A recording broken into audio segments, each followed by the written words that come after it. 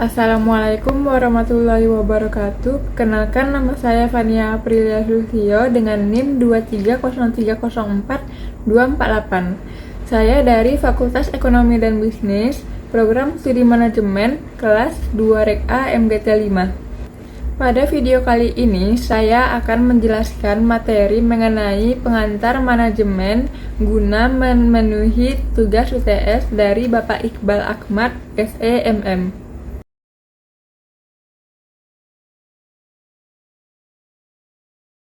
Materi pertama yaitu konsep dasar manajemen dan organisasi.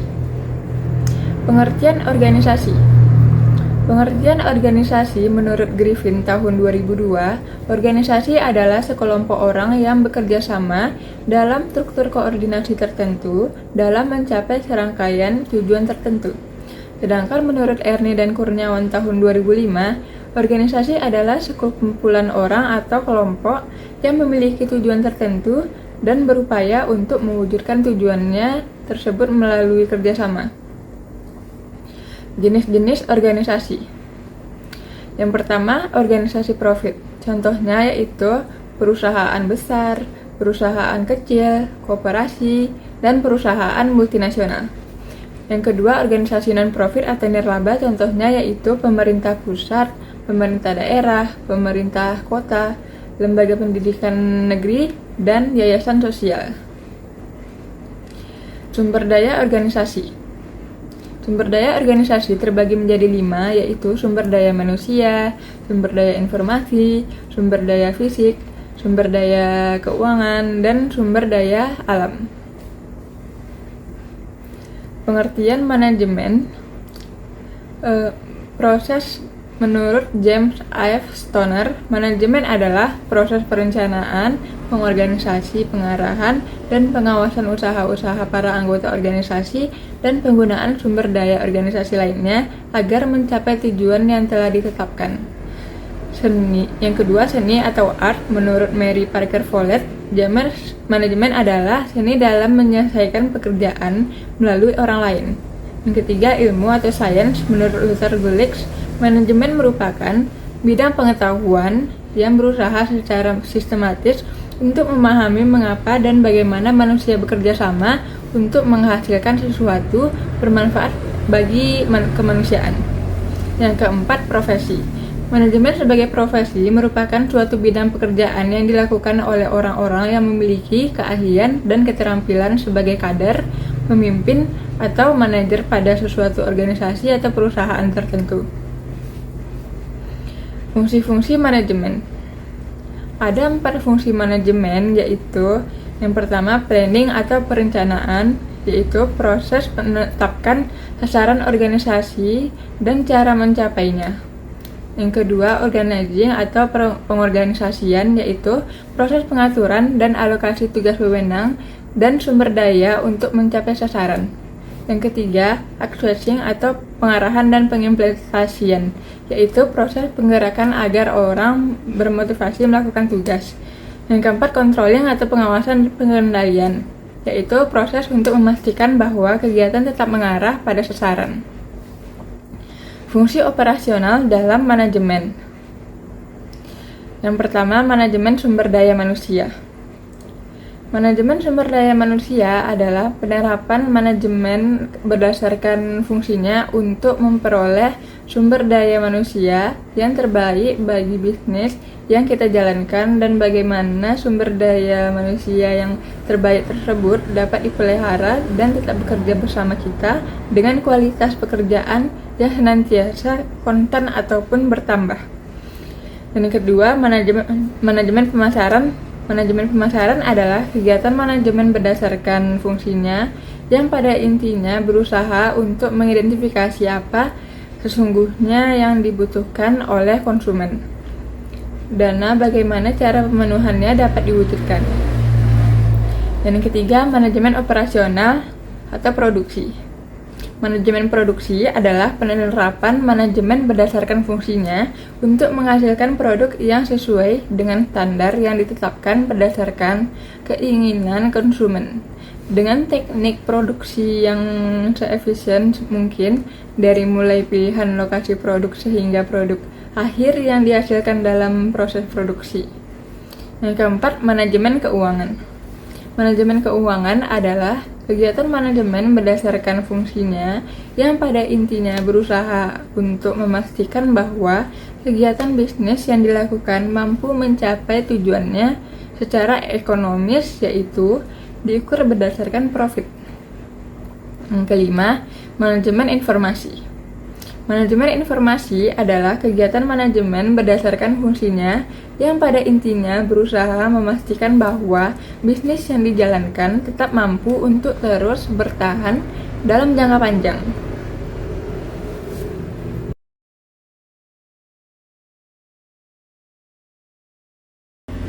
Materi kedua yaitu manajer dalam kegiatan manajemen. Pengertian manajer. Menurut Ernie dan Kurniawan tahun 2005, manajer adalah orang yang melakukan kegiatan manajemen. Lain itu, manajer adalah individu yang bertanggung jawab secara langsung untuk memastikan kegiatan dalam sebuah organisasi dijalankan bersama para anggota dari organisasi. Keahlian-keahlian manajemen atau managerial skills. Yang pertama, keahlian teknis, keahlian berkomunikasi dan berinteraksi dengan masyarakat, keahlian konseptual, keahlian dalam pengambilan keputusan, keahlian dalam mengelola waktu, keahlian dalam manajemen global, keahlian dalam hal teknologi. Tingkatan-tingkatan manajemen. Yang pertama, manajemen tingkat puncak, yaitu seperti direktur dan wakil direktur. Yang kedua, manajemen tingkat menengah seperti manajer personalia, manajer produksi, manajer keuangan, dan manajer pemasaran. Yang ketiga, manajemen tingkat pertama atau supervisi seperti supervisi kelompok A dan supervisi kelompok B. Dan yang keempat, manajemen dan supervisi atau pelaksana teknis seperti pegawai teknis dan buruh.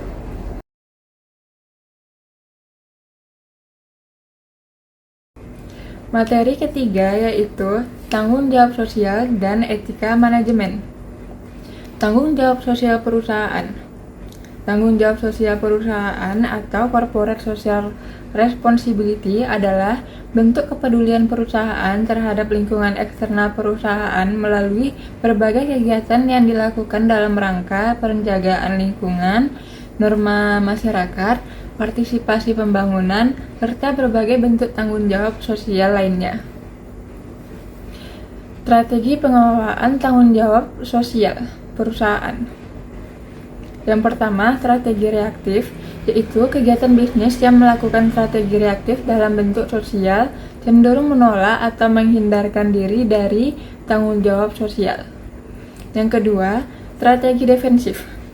Strategi defensif dalam tanggung jawab sosial yang dilakukan oleh perusahaan terkait dengan penggunaan pendekatan legal atau jalur hukum untuk menghindarkan diri atau menolak tanggung jawab sosial. Yang ketiga, strategi akomodatif. Strategi akomodatif merupakan tanggung jawab sosial yang dijalankan perusahaan dikarenakan adanya tuntutan dari masyarakat dan lingkungan sekitar akan hal tersebut. Strategi proaktif, yaitu strategi dengan cara mengambil inisiatif dalam tanggung jawab sosial, seperti membentuk model industri yang bertanggung jawab sosial. Manfaat tanggung jawab sosial perusahaan. Yang pertama, manfaat bagi perusahaan, yaitu citra positif perusahaan di mata masyarakat dan pemerintah. Yang kedua, manfaat bagi masyarakat, yaitu kepentingan masyarakat terakomodasi dan hubungan masyarakat dengan perusahaan akan lebih erat dalam situasi win-win solution. Yang ketiga, manfaat bagi pemerintah, yaitu memiliki partner dalam menjalankan misi sosial dari pemerintah dalam hal tanggung jawab sosial. Dimensi etika dalam manajemen. Menurut Griffin, etika adalah pandangan, keyakinan, dan nilai akan sesuatu yang baik dan buruk, benar dan salah. Sedangkan etika manajemen adalah standar kelayakan pengelolaan organisasi yang memenuhi kriteria etika. Nilai personal sebagai standar etika. Yang pertama, nilai atau values pada dasarnya merupakan pandangan ideal yang mempengaruhi cara pandang, cara berpikir, dan perilaku dari seseorang. Yang kedua, nilai personal atau personal values pada dasarnya merupakan cara pandang, cara pikir, dan keyakinan yang dipegang oleh seseorang sehubungan dengan segala kegiatan yang dilakukannya. Yang ketiga, personal, terdiri dari nilai terminal dan nilai instrumental. Nilai terminal pada dasarnya merupakan pandangan dan cara berpikir seseorang yang terwujud melalui perilakunya yang didorong oleh motif dirinya dalam meraih sesuatu. Nilai instrumental adalah pandangan dan cara berpikir seseorang yang berlaku untuk segala keadaan dan diterima oleh semua pihak sebagai sesuatu yang memang harus diperhatikan dan dijalankan. Upaya perwujudan dan peningkatan etika manajemen dapat dilakukan dengan cara pelatihan etika, advokasi etika, kode etik, serta keterlibatan publik dalam etika manajemen perusahaan.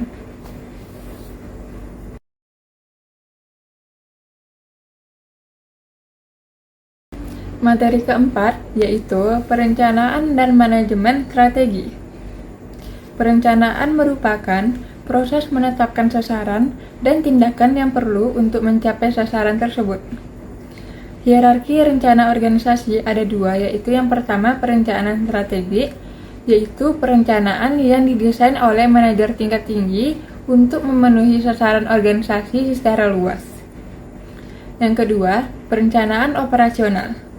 Perencanaan operasional adalah rencana yang terperinci tentang kebutuhan untuk mengimplementasikan strategi ke dalam kegiatan harian. Perbedaan antara perencanaan strategi dengan operasional yaitu yang pertama dari segi jangka waktu. Perencanaan strategi melibatkan tahunan bahkan dekade, sedangkan perencanaan operasional tidak. Dari segi ruang lingkup atau cakupan, perencanaan strategi memengaruhi kegiatan organisasi secara luas, sedangkan perencanaan operasional memiliki lingkup yang sempit dan terbatas. Yang ketiga, dari segi kompleksitas dan pengaruh yang luas, sasaran perencanaan strategi luas tapi seolah-olah sederhana, sedangkan perencanaan operasional lebih kompleks. Dan yang keempat, dari segi ketergantungan.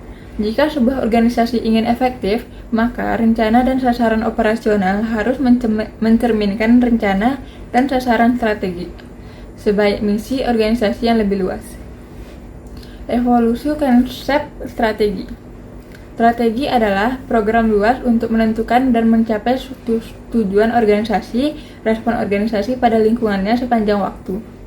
Definisi strategi menurut Alfred D. Sandler adalah penentuan sasaran dan tujuan jangka panjang dari sebuah perusahaan dan proses adopsi rangkaian tindakan serta pengalokasian sumber daya yang diperlukan untuk mencapai sasaran tadi. Manajemen strategi atau strategic management adalah proses manajemen yang mencakup penyertaan organisasi dalam membuat rencana strategis dan kemudian bertindak berdasarkan rencana tersebut.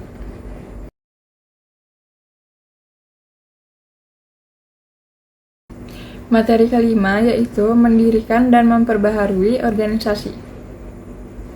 Kewirausahaan atau entrepreneur yaitu seorang pelopor bisnis baru atau seorang manajer yang mencoba untuk memperbaiki suatu unit organisasi dengan memprakarsai perubahan produk.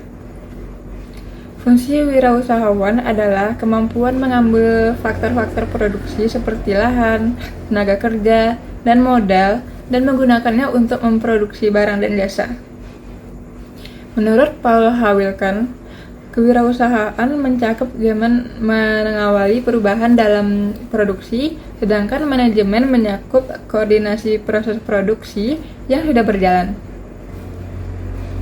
Manfaat kewirausahaan ada 4, yaitu yang pertama pertumbuhan ekonomi, produktivitas, teknologi dan produk dan jasa baru, dan yang keempat perubahan pasar. 5 dimensi perbedaan antara manajer dan kewirausahaan menurut Thomas Bigley and David Pebold yaitu kebutuhan akan berprestasi, letak kendali, toleransi terhadap resiko, toleransi terhadap keraguan-raguan, dan tingkah laku tipe A. Sedangkan perbedaan manajer dan kewirausahaan menurut Ellen Ferguson adalah yang pertama, wirausahawan mengandung menghargai sikap menghormati diri, kebebasan, kebanggaan mencapai sesuatu, dan gaya hidup yang menarik. sedangkan manajer cenderung untuk menghargai persahabatan sejati, kebijaksanaan, penyelamatan, dan kesenangan. Beberapa hambatan terhadap kewirausahaan menurut Carl Vesper adalah kurang konsep yang layak untuk berhasil, kurang mengenal pasar, kurang keterampilan teknis, kurang modal awal, dan kurang memahami seluk-beluk bisnis. Memperbaiki organisasi. Peter Senge membedakan dua macam pengalaman organisasi, yaitu yang pertama pengalaman adaptif dalam organisasi, yaitu mengimbangi perubahan. Yang kedua, pengalaman generatif, yaitu kreativitas yang berasal dari usaha bersama di antara anggota organisasi. Konsep pengalaman organisasi yang diajukan oleh Peter Senge dan James Bryan Quinn menggunakan teknik simpul ganda atau double loop. Pengalaman simpul ganda adalah pengalaman yang mengoreksi kesalahan dengan kembali ke belakang untuk meninjau nilai-nilai yang mendasari dan kebijakan organisasi dalam proses pembuatan keputusan. Intrapreneurship adalah kemampuan seseorang membuat organisasi adaptif dan memajukan iklim organisasi yang mendukung pengalaman kreatif. Berikut hal-hal penting yang mendukung intrapreneurship, yaitu tujuan eksplisit untuk memproses intrapreneurial, sistem penukaran informasi antara manajer dan intrapreneur, tekanan pada tanggung jawab dan kewajiban individual, penghargaan untuk usaha kreatif.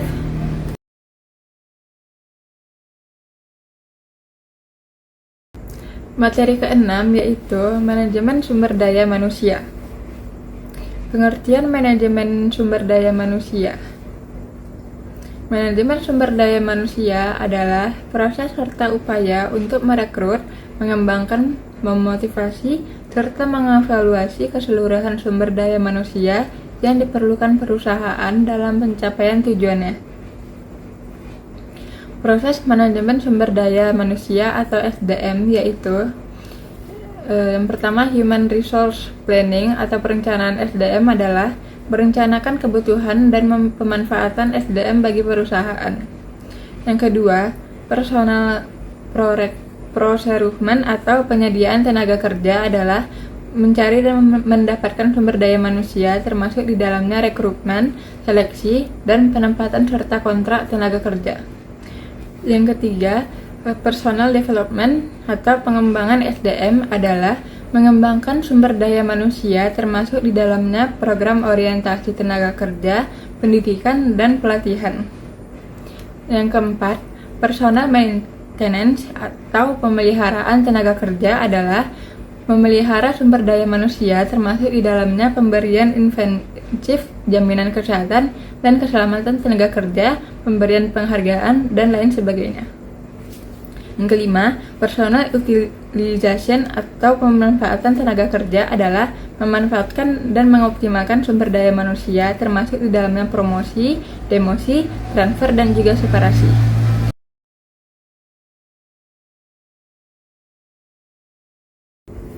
Kesimpulan daripada materi tersebut mencakup konsep dasar manajemen dan organisasi, tanggung jawab sosial dan etika manajemen, perencanaan dan manajemen strategi, mendirikan dan memperbaharui organisasi, serta manajemen sumber daya manusia.